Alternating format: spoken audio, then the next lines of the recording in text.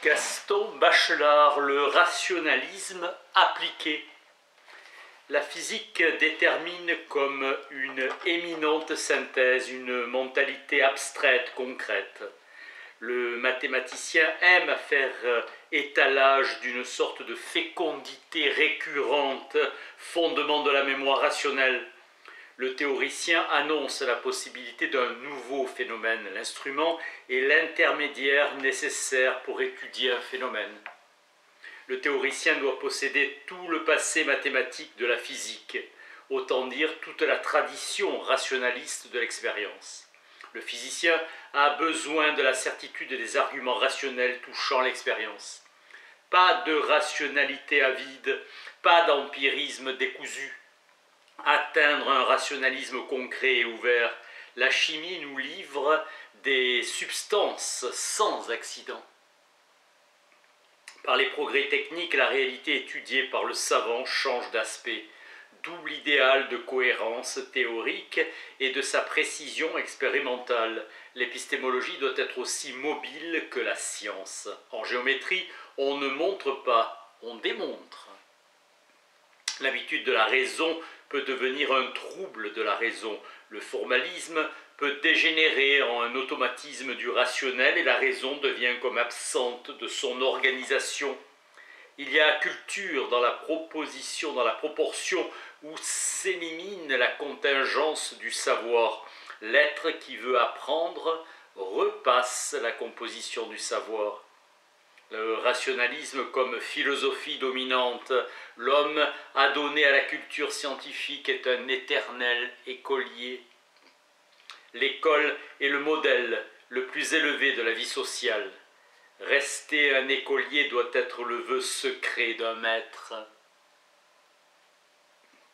Nietzsche le dit, les méthodes sont l'essentiel. Plus les problèmes deviendront difficiles, plus la culture rationnelle s'approfondira. L'esprit scientifique moderne porte le signe d'une homogénéité de pensée. Conseil de Renouvier, il faut tomber droit au milieu de la raison et s'y livrer. L'esprit est pure conscience de son intentionnalité. La pensée est promotion d'être. L'existence de l'être pensant est essentiellement devenir de l'être. Les résultats sont des conclusions, des réponses à des questions scientifiques. Il faut un examen pour décider à quel degré de l'approximation règnent les meilleures vérifications. Il n'y a de science que de ce qui est caché. La raison observante définie par Hegel est bien inadéquate, attachée à la recherche scientifique. Pour Husserl, aux données correspond dans l'esprit une faculté de recevoir. Il faut renouveler l'esprit au contact d'une expérience nouvelle. Au lieu de l'être affirmé dans un cogito initial, nous prendrons une vue sur l'être confirmé par son travail ordonné. Toutes les fonctions métaphysiques du doute cartésien sont actives dans les incertitudes de la pensée rationnelle. La culture indique toujours la même direction, celle qui montre comment une valeur psychologique devient une valeur épistémologique. L'entente des esprits est toujours à refaire. La solitude guette un esprit à chaque mutation d'une idée de base. Aux grands esprits, les grandes solitudes. Nécessaire isolement du sujet devant une idée nouvelle, le moi rationnel et conscience de rectification. Le problème est le sommet actif de la recherche, mobilisation de l'intelligence. C'est une annonce de fécondité de pensée. Obligation à penser, l'erreur descend vers les convictions tandis que la vérité monte vers les preuves. La solution de son problème est l'élément décisif de ma cohérence. Apparaît le contrôle, la vérification et la confirmation. Surveillance intellectuelle de soi.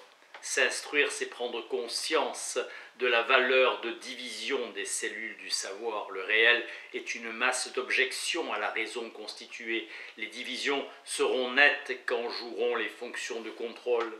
Responsabilité de sa surveillance.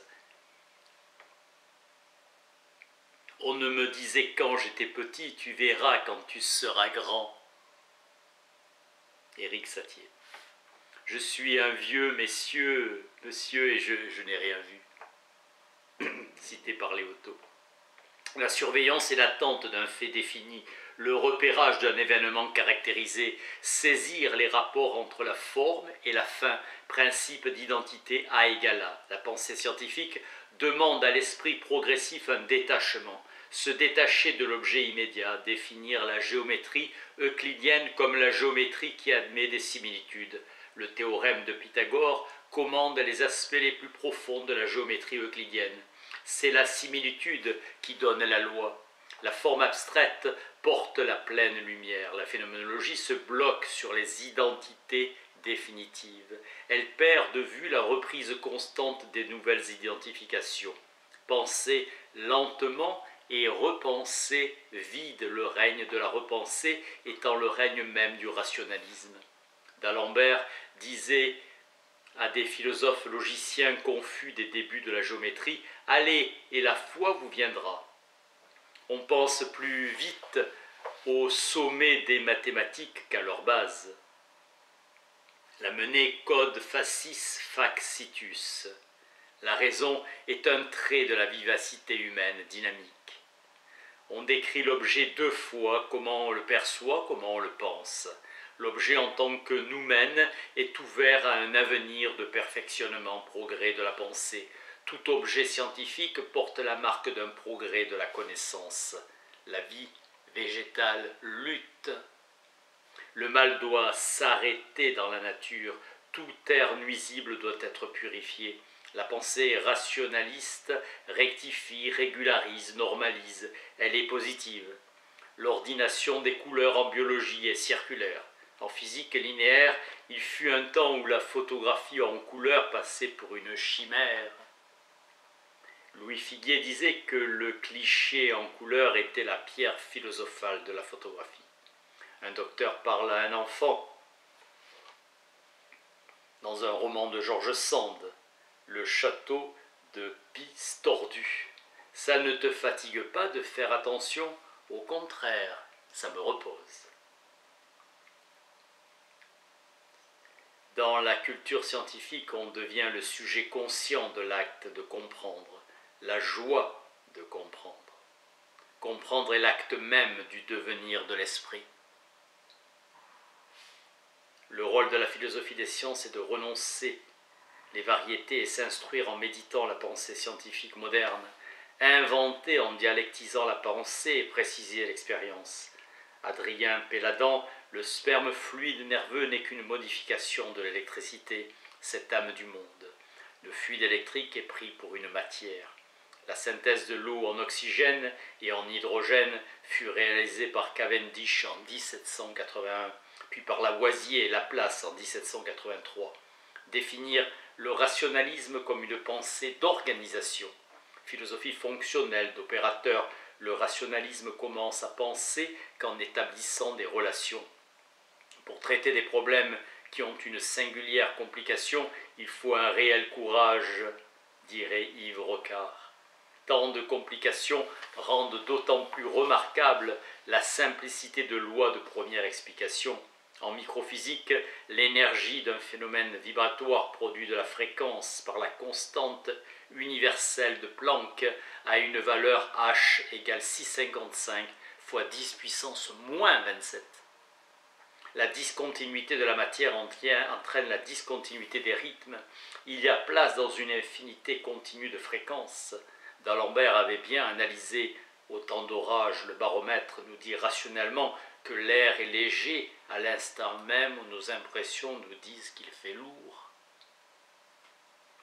Contemplant la plaine de la Brie, Léon Gozlan écrivait « La Brie est une mer, moins l'eau ». Bachelard se disait à 60 ans « Je voudrais avoir 20 ans pour travailler avec les beaux manuels de la science nouvelle ». Caddy, Glaston, Rocard, Bowen, Herzberg. C'est bientôt octobre, le mois où toutes les écoles sont jeunes.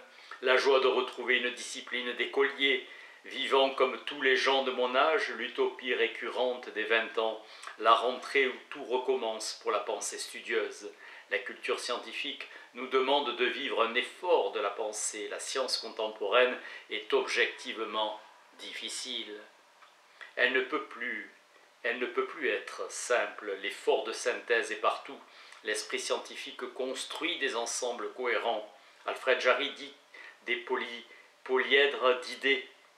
Les beautés de la pensée scientifique ne sont pas des beautés offertes à la contemplation. Pour être sensible à cette beauté construite, il est nécessaire d'aimer la difficulté. C'est elle qui nous donne la conscience de notre moi culturel. Le problème enlève la dispersion et détermine une unité d'être. Tout travailleur de la vie de l'esprit sait bien que le travail personnel repose